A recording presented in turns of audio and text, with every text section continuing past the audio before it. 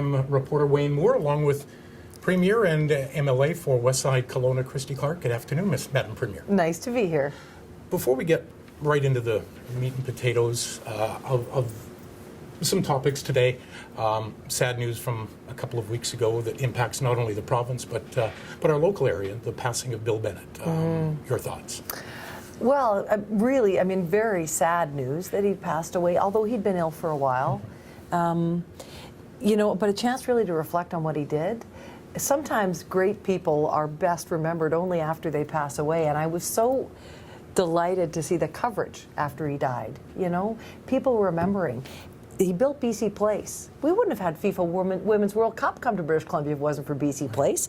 He built the Coquihalla. We wouldn't have opened up the interior and the way that it has without the Coquihalla. That was a big investment. He signed our Constitution, and he was a battler for British Columbia when he went to Ottawa. That's just a couple of things that Bill Bennett did. That man built and defined our province for a generation, and people from Kelowna should be really proud that he's one of our own. I believe you said, and I'll paraphrase here, and I can't remember whether it was during the election campaign or when you were running for leader, you said something to the effect of, if I could be as successful as Bill Bennett, then I'm a success as a premier. I believe that's something you said? Yeah. You still believe that? I do. What I loved about Bill Bennett is he was fearless about about the things that he felt needed to be done. He just went and got them done. The other thing is that Bill Bennett was a guy from the interior. He was never one of this downtown Vancouver, smoky back rooms of a private club guy. He was a Kelowna guy, born and bred, and he stood up for the little guy. And I really admired that about him. You always got the feeling that he was fighting for the people, the people, the citizens, the taxpayers of the province.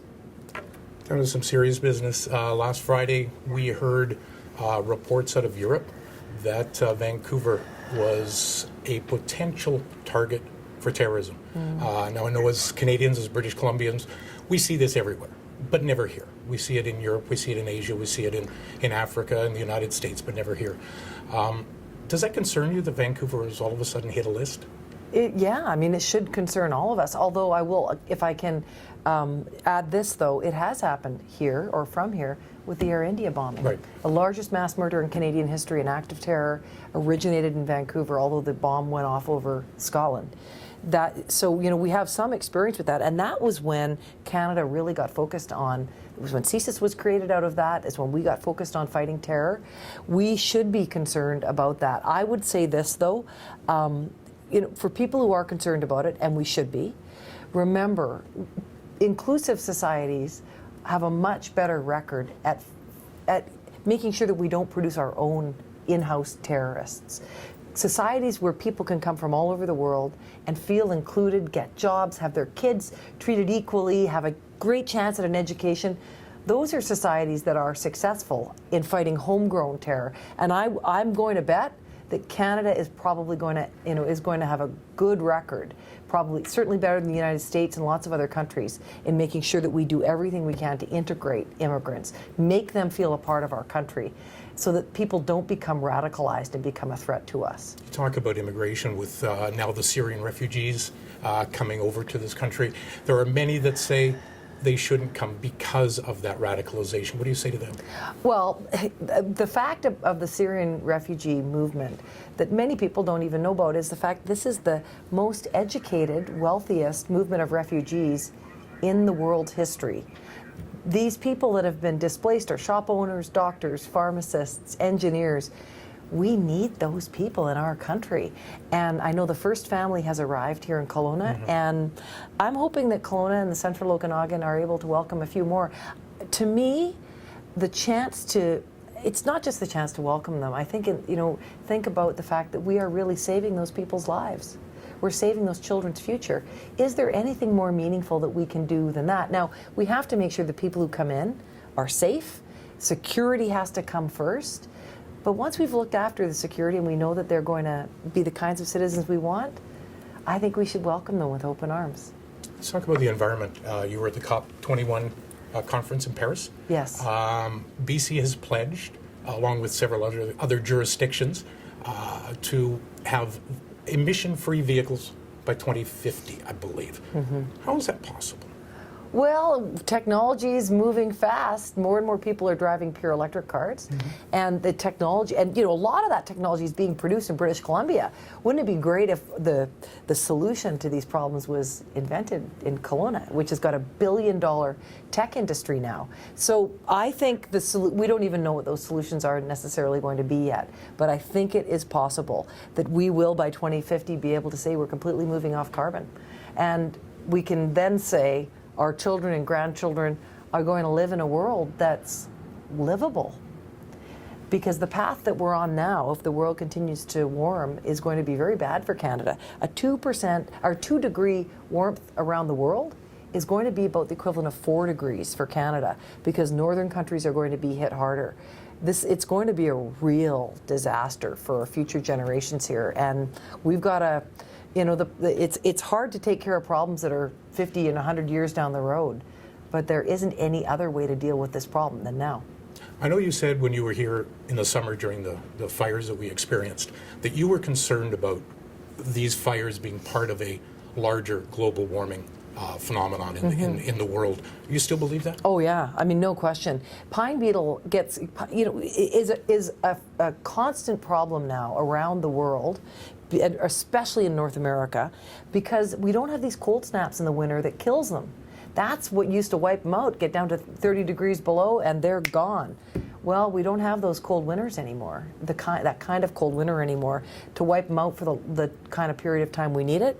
That is climate change in action. So those kinds of common pests, the rising of water and the rising of the coast, the instability of weather. For agriculture in the Okanagan, the changes in the weather could be catastrophic. Farmers won't know when things are going to come in season. They won't know if they're going to have a season at all. That's going to be really devastating for our local economy here. And those are the kinds of real life changes that we have to be thinking about. That's why I support trying to do everything we can to fight climate change. And we are leading in the country already in BC. I think people know that. People are proud of what we've done, and we are an example for the World Bank and the United Nations, and for Canada when we go to places like Paris, for the world to follow. We've done that here. How can we say on one hand, I don't know if hypocritical is the right word, but we want to reduce greenhouse emissions, we want to reduce that footprint, but at the same time you want to bring in LNG plants, which the common person would say is probably full of greenhouse gas emissions. How do we balance that, and is that hypocritical? Well, there are two ways to look at this. I mean, some would say, and I disagree with this view, that British Columbia is an island unto itself. So here we are, a province that produces 0.2% of all the emissions in the world, and that we should be focused, whatever, come hell or high water, on getting that 0.2 down to 0.18. What I would argue is that if British Columbia exports natural gas to China, we can help clean up the entire world's air, and we all share that. It's worldwide emissions that matter, not just what British Columbia does. There are 150 coal plants on the books to be built in China today. If we want to stop those from being built, we're going to have to find a way to get them our natural gas. And that is the biggest contribution Canada will ever be able to make to reducing global climate change. You mentioned China. Your Minister Steve Thompson was recently there on a lumber trade mission. Can you explain what ramifications that will have and the agreements that were made for our local companies, our Gormans, our Tolcos? Well, it helps us. Those are huge markets for us. I mean, you think of over 1 billion people in China. We have worked really hard to open up that market. It's meant that in down times, when the American market's really slow, we've had somewhere to sell our lumber. I think of it this way. If you only have one customer for what you're selling, you're not going to get the best price. If you have more than one customer, you can shop around to decide to try and get the best price for what you're trying to sell. And if one of your customers doesn't happen to have any money this month to pay you, you'll always have an alternative. That's what we've tried to do in opening our markets in China, create a diversity of customers for us. And it also means a diversity of products. Think of wood pellets and bioenergy. That's a huge emerging market in Korea, Japan, India, and in China. That's the work that Steve's been doing. So opening up more markets, and then opening up more markets for innovative products so we can value add here. Nobody wants to see us shipping raw logs off the coast in greater numbers. Some level of that needs to happen. We all understand that, but we don't want it to happen any more than it has to. We have to value add. We want to put more people to work right here in the central Okanagan. Your relationship with Justin Trudeau, have you had some sit-downs, and how's things? Things are not bad. Things are not bad. We sat down a few times, and I always think of it. The job of the BC Premier, just like it was for Bill Bennett or W.A.C. Bennett, is to go to Ottawa and fight for BC. Just make sure that we get the best deal out of Canada that we possibly can. And that's been my approach. And I've been delighted that he's welcomed that pitch with open ears. I mean, don't forget, he is a grandchild of British Columbia, or his father was from Quebec, but his mother was from the North Shore. And his father was one of the most outstanding members of Parliament British Columbia has ever had, Jimmy Sinclair, his grandfather. So he understands our province, and he sees, I think, the opportunity for BC to grow. Conference board says we're going to lead in economic growth this year, we're going to lead in economic growth next year, and then with LNG, we are going to be making a huge contribution to Canada, just the way Alberta has over the years with oil. I think he sees that potential, and he wants to support it. He's coming out in favor of some Senate reform, something that you've sort of pulled back BC from. Why? This is one area where he and I have agreed to disagree. It's an amicable disagreement, but my view is this. The Senate is fundamentally flawed. British Columbia has 6 seats. We are limited to 6 seats. We will never have more than that, despite the fact that we are the 3rd biggest province. And PEI, with a population of just over 100,000 people, has 4. We have 6, PEI has 4, and we're frozen at that forever. I don't think it's the right thing to do to start appointing senators who somehow have a greater sense of legitimacy. Because if that Senate starts making decisions, making legislation as they're empowered to do, deciding on legislation that comes from the House of Commons as they are empowered to do, Canada's going to be in trouble, because British Columbia our voice will never be properly heard in that institution. We should either fix the Senate so that it's regionally representative, or we should get rid of it altogether, because I don't think people who are appointed for life as patronage appointments have any business saying that they represent British Columbia. As 2015 wraps up, it's a nice time to reflect back on what's happened and to reflect ahead to what's going to happen. As with any government, there's been some ups and downs in 2015. What are you most proud of? I think the economic growth and the job numbers. I mean, we've created 60,000 new jobs in the last year in the province. I mean, and I don't mean we as in the government. I mean, British Columbia has done that. We're going to lead in job growth this year and the coming year after that. That's a goal that I set for myself and for government, that we were going to try and create jobs. And it kind of comes across as a statistic, but to me, the way I always think of it is 60,000 families have a better ability to look after the people that they love. I mean, lots of us have been through periods in our life where we didn't have any work, we didn't have any money coming in, we were worried, and a job frees you from lots of that worry. That's the way that I think of it. And I don't think there's really any better, more important thing the government can do than try to create the conditions for jobs to grow so people can look after themselves and the people they love. There's always hiccups. What did you learn? What are you not most embarrassed, but what did you learn? I think, I would say the issues with the Ministry of Children and Families this year have been a really important lesson, a reminder for everybody in government, including me, that just because you think you're doing things as well as you can doesn't mean that there isn't a lot more you can do to try and do it better, that you always have to strive to improve. And in that ministry, they work really hard. Frontline social workers bust their guts trying to do the best they possibly can.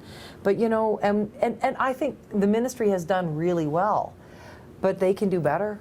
And we've heard recently from Bob Plekas, who's gone to look at that, some really good recommendations about how we can improve. And so my view, and I've said to all my colleagues, what we have to remember is that we can never stop striving. We can never, ever stop. We've always got to try and be better, to try and do better, and remember that we never have it perfect. There's always more we can get done. I know you didn't bring any announcements with you today, but can we look forward to 2016 and what's in store for British Columbians? Well, can I say one thing that's really Okanagan specific? Of course. I announced that last week $100 million venture capital fund for technology. And it is my hope that a lot of that money is going to end up here in the Okanagan. Like money for startups to really start to grow and then stay in the province, because this is the fastest growing area of our economy. It pays 60% more, those jobs on average, than the industrial average, and it's a lot of young people. So if we can really continue to keep that area of the economy growing, it's going to be fabulous for the Okanagan. It's a $1 billion industry here already. And as you know, it means high wage jobs, it means the Okanagan continuing to get younger, which is something that we need here, in good, clean, green jobs. I mean, for me, that's a really important part of our future in the coming year, is growing the technology industry. I think, you know, not surprisingly, it has a net extra benefit for us right here. On behalf of us, to you and yours, to yourself and Hamish, a very Merry Christmas, a Happy New Year, and thanks for stopping by. Thank you. Merry Christmas. Merry Christmas. I'm Wayne Moore for Castanet News with Premier Christy Clark.